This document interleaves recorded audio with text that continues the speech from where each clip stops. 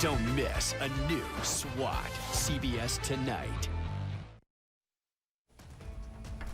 Coming up on Mountain News at 5:30, one Central Kentucky Behavioral Health Center is reporting an uptick in calls a year after the introduction of 988 as the suicide hotline number.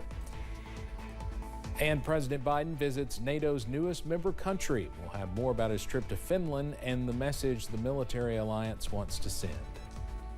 And stormy skies, once again a recurring feature in the forecast as we head through tonight. Our first alert weather day continues as Mountain News at 5:30 starts now. Dedicated to southern and eastern Kentucky, this is WYMT Mountain News at 5:30. Good evening, I'm Steve Hensley. We've been enjoying some pretty nice weather this week, but now it looks like that is coming to an end. Part of our region is under a severe thunderstorm watch this evening. Our first alert weather day continues, and meteorologist Evan Hatter joins us now with more on what to expect. Evan.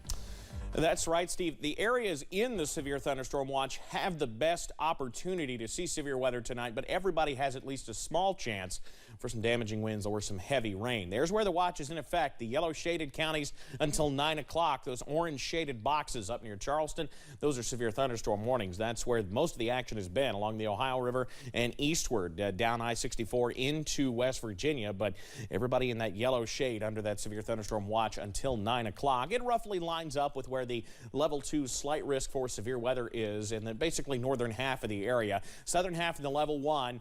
That doesn't mean you're not going to see severe weather. It means your chances are lower. That's where most of the action, again, has been. Some of those are starting to sneak into the very far northern parts of the area. Essentially what's happening, these storms are firing up. They're moving to the east, and as the front slowly sinks to the south, we have that slow south and east component. So it's something we'll continue to watch through the nighttime hours. It's hot and steamy outside. Storm fuel in abundance. Mid-80s out there in Pikeville right now. We go over to London, where we're starting to see some of that filtered sunshine. It's 85.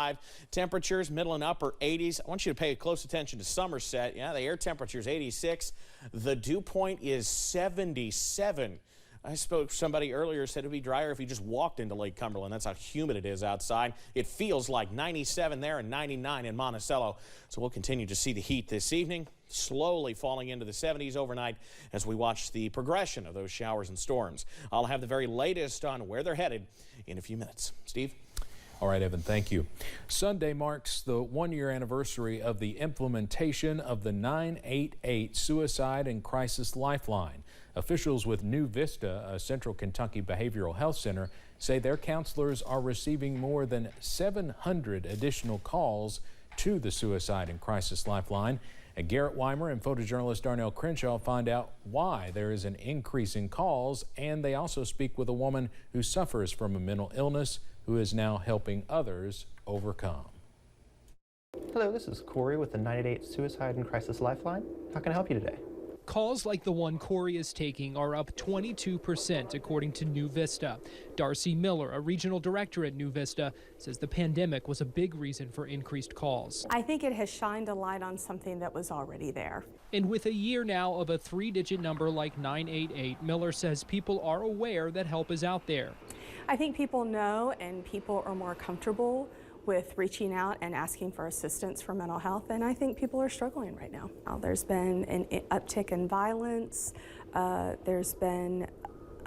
We've come out of a really difficult pandemic where people felt really isolated. Miller says the calls have no certain demographic. It can be anyone with any issue 24/7. I have noticed with the development of 988, we're having more kids call. And the volume of calls is outnumbering the staff of 40. But this is where Amber Brown comes in. She used to be one of those callers suffering from bipolar disorder. When making the decision to utilize something like 988 is thinking like, okay, what are people going to think about me? But I feel like more and more in our culture, thankfully, we're seeing that that stigma removed. Now she's a case manager helping other clients with the same mental illness. It gives me a level of empathy, and hopefully they can see that because I've had success, you know, I'm no one special or anything like that. Anyone can have the same type of recovery and success in their mental health that I have had. In Lexington, Garrett Weimer, WKYT. New Vista has started a volunteer program to help with the call volume. In Washington, promotions for top ranks in the U.S. military have been blocked for months by one Republican senator. Alabama's Tommy Tuberville objects to a Pentagon policy maintaining abortion access for service members. The Secretary of Defense says the senator's move creates a clear risk to U.S. military readiness. CBS's David Martin has more. They volunteered to wear the uniform of this country. They volunteered to risk their lives for this country. Why do they deserve to be punished? Senator Tim Kaine of Virginia became the latest Democrat to castigate Republican Senator Tommy Tuberville for the hold he has placed on senior military promotions. What would it take for you to lift your hold on all these nominations? All they need to do is change it back to where it was. Tuberville is demanding Defense Secretary Lloyd Austin rescind this memo, authorizing paid leave and transportation costs for service members to travel to states where abortion is legal. So far, Tuberville has blocked more than 250 promotions, some of them to major commands around the world, as well as heads of the armed services. Aren't you dragging the military into politics? I want to keep politics out of the military.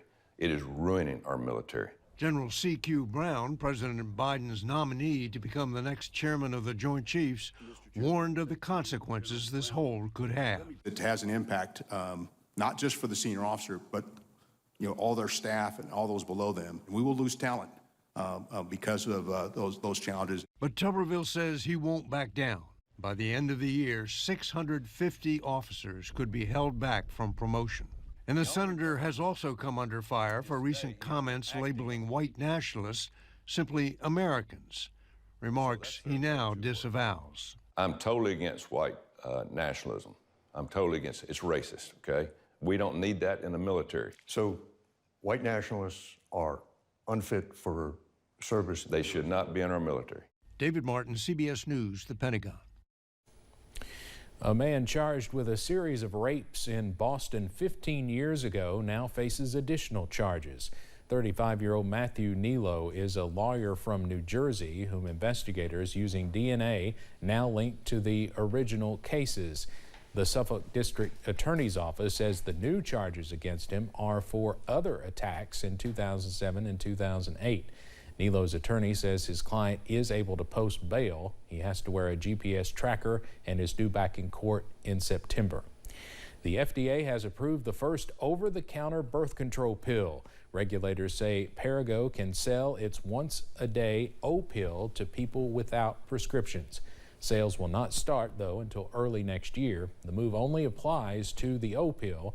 Advocates hope the decision paves the way to make birth control medications more accessible. The House Ethics Committee is reviving its investigation into Republican Representative Matt Gaetz of Florida. It is looking into claims of sexual misconduct, illicit drug use, or other misconduct. A witness says they have spoken to investigators about Gaetz's reported lobbying violations. Sources say that the committee is reaching out to other witnesses also. The investigation into cocaine being found at the White House on July 2nd is finished, and the Secret Service still does not know who left it. Two sources familiar with the probe say agents were unable to identify when someone put the small bag in a West Wing cubby. They say agents went through surveillance video and visitor logs to no avail. A source familiar with the situation says the leading theory remains that a visitor left it during the busy holiday weekend. They don't know who it is, and it's a complete failure. I mean, this thing is ridiculous. I don't know if it's a diversion or not, because it's a pretty good diversion. A lot of people are upset about it because they don't. Clearly, the Secret Service is failing at their job. The White House and Secret Service did not immediately respond to a request for comment. President Biden is wrapping up his European trip with a meeting of U.S. and Nordic allies. The threat from Russia, as well as the war in Ukraine, was front and center in the discussions. CBS's Natalie Brand has more from the White House. President Biden, visiting NATO's newest member, Finland, talked about the military alliance's unwavering support for Ukraine in its defense against Russia. Our allies and partners around the world understand that this fight is not only a fight for the future of Ukraine, It's about sovereignty, security, and freedom itself. The president is meeting Thursday with Nordic leaders, including the Prime Minister of Sweden, which is also in the process of joining NATO. It just makes the world safer. It significantly increases the prospect that there is less likely to be war. This week, President Biden and allies made clear that Ukraine has a pathway to NATO membership once the war is over.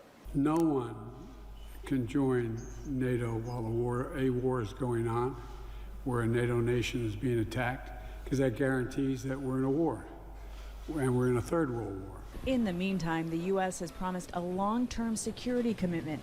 Ukraine's president emphasized the continued need. You have to know that you spend this money for not just for fighting. You spend this money for our lives. This comes as the U.S. House has begun debating a defense authorization bill, with some far-right Republicans wanting to cut spending on Ukraine. But that amendment is not expected to pass. Natalie Brand, CBS News, the White House. Defense spending bills typically pass with bipartisan support. This year's bill is expected to do the same, but Democrats say they are closely monitoring the amendments proposed by some Republicans on everything ranging from abortion to guns and border policy. Coming up on Mountain News at 5:30, you have likely come across the same security questions when trying to log